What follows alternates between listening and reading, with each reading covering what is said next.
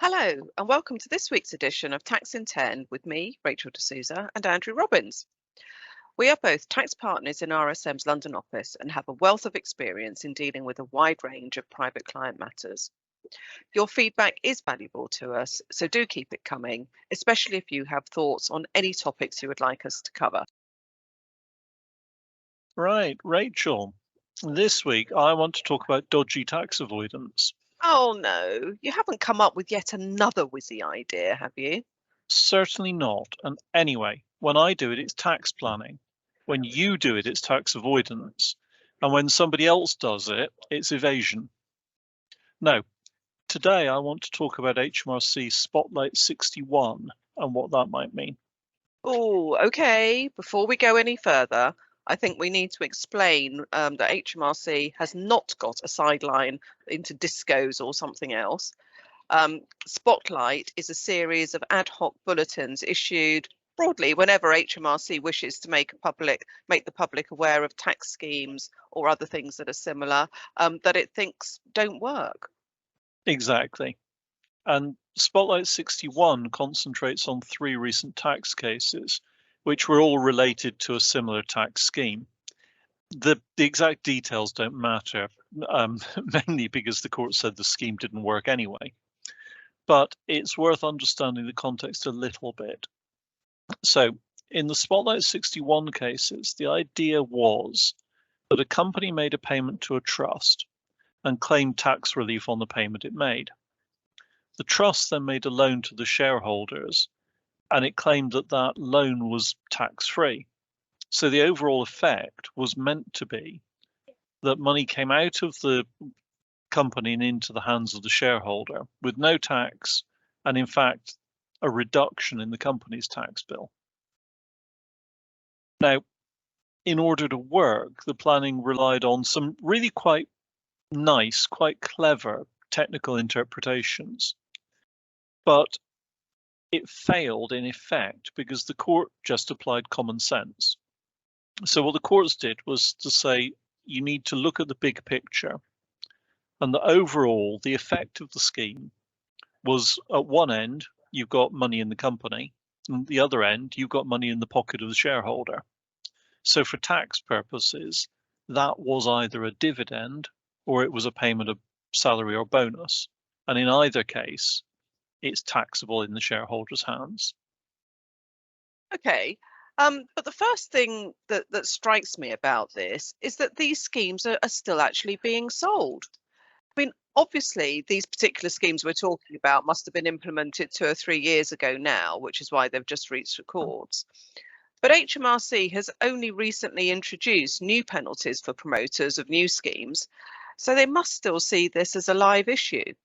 I know, I mean, it surprised me as well because for the most part, we stopped seeing this sort of artificial tax scheme over a decade ago. I'm not sure whether the fact that they're still around means people are being gullible or desperate. I think one interesting development I've heard about relates to what are called the DOTAS provisions. So these are rules that require promoters of tax schemes to notify HMRC of their existence at a really early stage if certain conditions are met. And the whole point of DOTAS is to allow HMRC to identify and close loopholes, but also then they can use things like Spotlight to warn the public about schemes they think don't work. So, if a promoter registers a scheme under DOTAS, HMRC actually issues what's called a DOTAS reference number, and the taxpayer doing the scheme has to quote this reference number on their tax return.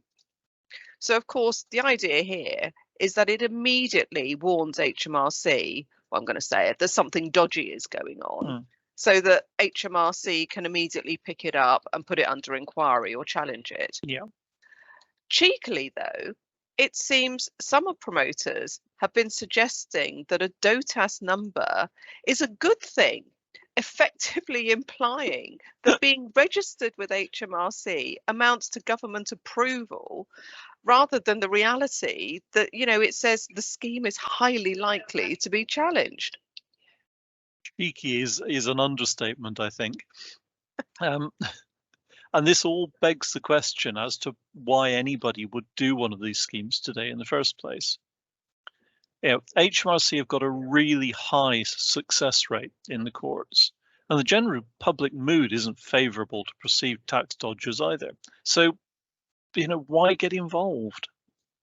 Yeah, I know. And I think the thing is, some people will always want to push the envelope and will Yeah. try to avoid paying tax in any way that they can. But I also wonder if the general economic situation is kind of making people more vulnerable to those people who are selling these ideas. We know times are hard, and especially many owner managed businesses in particular have been struggling financially for a long time now. So it's quite easy to imagine a situation where an owner is desperate to get money out of a company, for whatever reason. It could be to pay personal debts, for general living expenses, or even just to clear an overdrawn loan account. But where the cash is just not available to take the money out and pay the tax in the normal way, if they paid the dividend or a bonus. Yep. So, as an owner manager, if you're worried that you might have to sell your house to meet your liabilities, any advisor coming along and telling you that you can legitimately get your hands on the money, which is going to solve your problems, and you can get this money tax-free through some sort of clever wheeze, it's going to sound more attractive than, again, if you were thinking more rationally. Yeah, I think you're right. I think in most cases these days, it's hard to have much sympathy for anybody engaged in aggressive tax avoidance. It's not normally plausible to say that you didn't understand the consequences when doing a scheme if its only purpose is to avoid the tax that you must have known would normally be due. And in general, I think it's a good thing that modern courts find it very easy to come up with reasons why these arrangements don't work. I think back in the old days, when you could genuinely use loopholes to get around paying tax where really tax should have been payable, that wasn't a sensible position. But I do agree, though, that we're going to see more and more, especially I think owner managers, just becoming desperate. And you can easily see why they would get sucked in. A lot of these schemes are really slick. They're plausible. They've got counsel's opinion. They've got convincing sales pitch. And human nature being what it is, it's sometimes easy to convince ourselves because we just so badly want to believe it. Mm.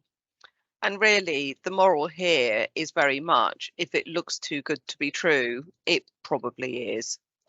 So if your clients are talking to you about this great idea that they've been told about, again, I would just say, please try and put them off. Yeah, totally. So on that cheerful note, can you give me a recommendation to put me in a better mood? Actually, I do have something. It's quite light-hearted, but also a little bit dark, so I think it probably will appeal to you.